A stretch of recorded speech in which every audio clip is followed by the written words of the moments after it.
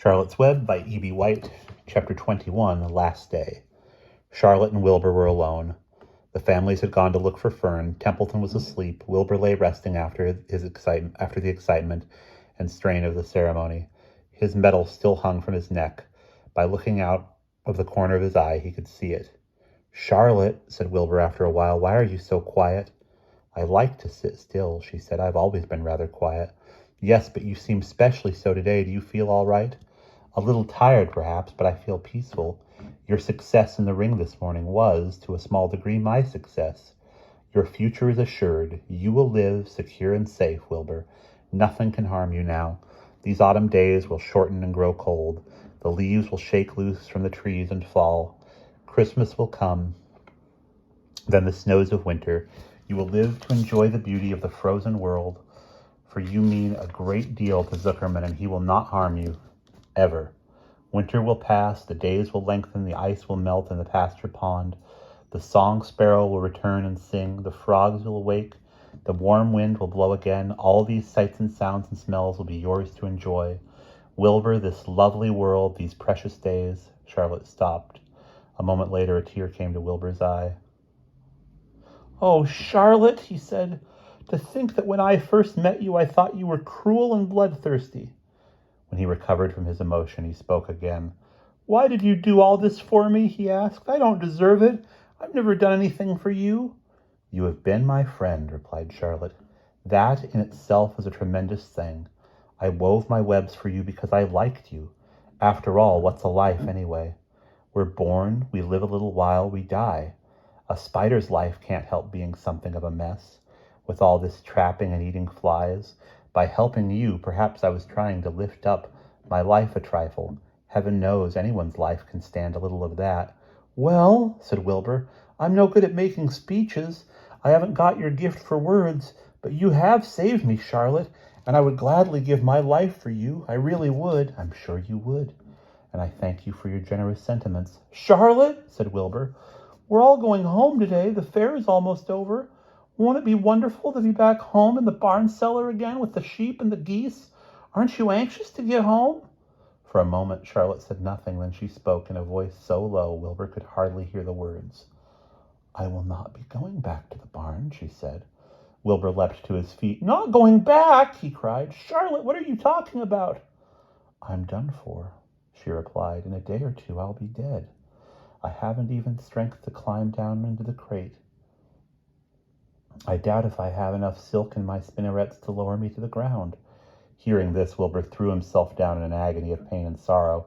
Great sobs racked his body. He heaved and grunted with desolation. "Charlotte," he moaned, "Charlotte, my true friend." "Come now, let's not make a scene," said the spider. "Be quiet, Wilbur. Stop thrashing about."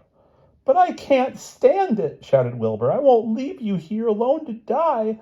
If you're going to stay here, I shall stay too." "Don't be ridiculous," said Charlotte. "You can't stay here. Zuckerman and Lurvy and John Arable and the others will be back any minute now, and they'll shove you into the crate and away you'll go. Besides, it wouldn't make any sense for you to stay. There would be no one to feed you. The fairgrounds will soon be empty and deserted." Wilbur was in a panic. He raced round and round the pen. Suddenly he had an idea. He thought of the egg sack and the 514 little spiders that would hatch in the spring. If Charlotte herself was unable to go home to the barn, then he must take her children along. At least he must take her children along. Wilbur rushed to the front of the pen. He put his front feet on the top board and gazed around. In the distance he saw the Arables and the Zuckermans approaching. He knew he would have to act quickly. "Where's Templeton?" he demanded. "He's in that corner under the straw asleep," said Charlotte. Wilbur rushed over, pushed his strong snout under the rat, and tossed him into the air. "Templeton!" screamed Wilbur. "Pay attention!" The rat, surprised out of a sound sleep, looked first dazed, then disgusted. "What kind of monkey shine is this?" he growled. "Can't a rat catch a wink of sleep without being rudely popped into the air?" "Listen to me," cried Wilbur. "Charlotte is very ill. She has only a short time to live. She cannot accompany us home because of her condition. Therefore, it is absolutely necessary that I take her egg sack with me. I can't reach it, and I can't climb. You are the only one that can get it. There's not a second to be lost. The people are coming. They'll be here in no time. Please, please, Templeton, climb up and get the egg sack." The rat yawned. He straightened his whiskers. Then he looked up at the egg sack. "So," he said in disgust, So it's old Templeton to the rescue again, is it? Templeton, do this. Templeton, do that. Templeton, please run down to the dump and get me a magazine clipping. Templeton, please lend me a piece of string so I can spin a web. Oh, hurry, said Wilbur. Hurry up, Templeton. But the rat was in no hurry. He began imitating Wilbur's voice. So it's hurry up, Templeton, is it? He said. Ho, ho, and what thanks do I ever get for these services, I would like to know? Never a kind word for old Templeton, only abuse and wisecracks and side remarks. Never a kind word for a rat. Templeton, said Wilbur in desperation, if you don't stop talking and get busy, all will be lost and I will die of a broken heart. Please climb up. Templeton lay back in the straw.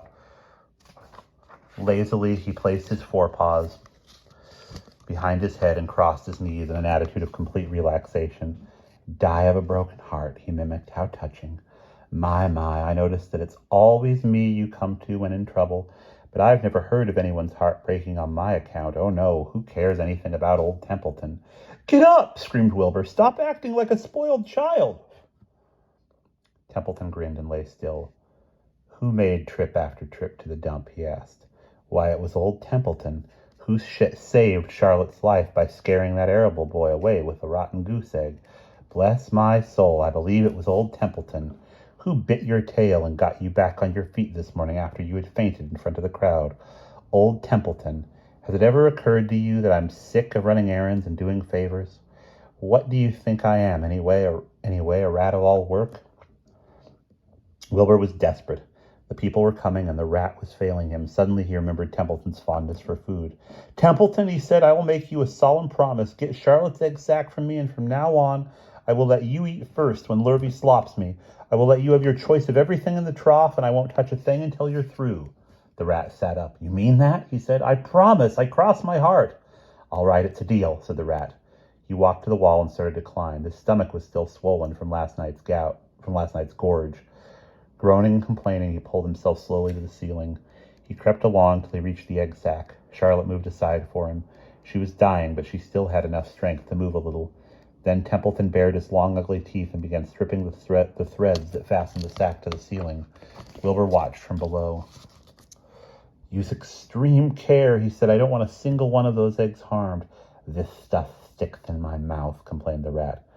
It's worse than caramel candy.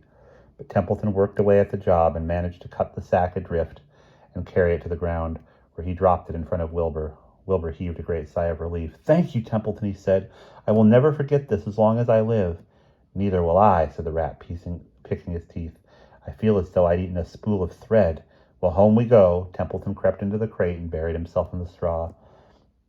He got out of sight just in time. Lurvy and John Arable and Mr. Zuckerman came along at that moment, followed by Mrs. Arable and Mrs. Zuckerman and Avery and Fern. Wilbur had already decided how he would carry the egg sack. There was only one way possible.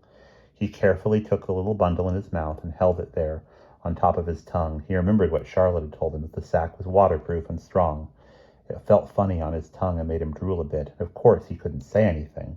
But as he was being shoved into the crate, he looked up at Charlotte and gave her a wink. She knew he was saying goodbye in the only way he could, and she knew her children were safe. Goodbye, she whispered. Then she summoned up all her strength and waved. One of her front legs at him. She never moved again. Next day, as the Ferris wheel was being taken apart, and the race horses were being loaded into vans, and the entertainers were packing up their belongings and driving away in their trailers, Charlotte died.